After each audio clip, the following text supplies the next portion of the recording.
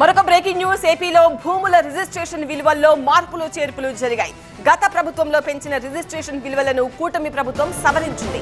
కొన్ని జిల్లాల్లో భూముల రిజిస్ట్రేషన్ విలువలను పెంచిన ఏపీ ప్రభుత్వం మరికొన్ని ప్రాంతాల్లో తగ్గించింది. అలాగే కొన్ని ప్రాంతాల్లో భూముల రిజిస్ట్రేషన్ విలువలను యథాతథంగా ఉంచేసింది. ఏపీ వ్యాప్తంగా ఆయా ప్రాంతాల్లోని డిమాండ్ను బట్టి భూముల విలువలను ఏపీ ప్రభుత్వం సగటున 20% పెంచింది.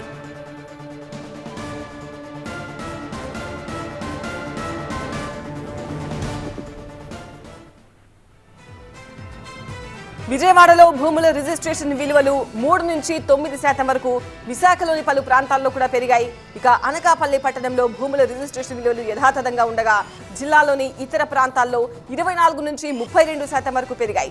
ఏలూరులో భూముల రిజిస్ట్రేషన్ విలువ 15% పెరిగింది. కాకినాడలో గత ప్రభుత్వ హయాంలో కొన్ని ప్రాంతాలను వాణిజ్య ప్రాంతాలుగా గుర్తించి గజం భూమి ధర 42,000 చేయగా దాన్ని కూటమి ప్రభుత్వం 22,000కు తగ్గించింది.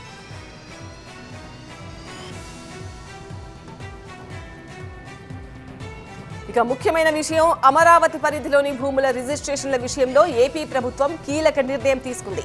గుంటూరు శివారు నల్లపాడులో భూముల రిజిస్ట్రేషన్ విలువను 1.96 కోట్ల నుంచి 30 లక్షలకు తగ్గించింది. సుద్దపల్లి డొంకలో 4.35 కోట్ల నుంచి 1.99 కోట్లకు తగ్గించింది. ఈ సవరించిన భూముల రిజిస్ట్రేషన్ల విలువలు నేటి నుంచి అమల్లోకి రానున్నాయి.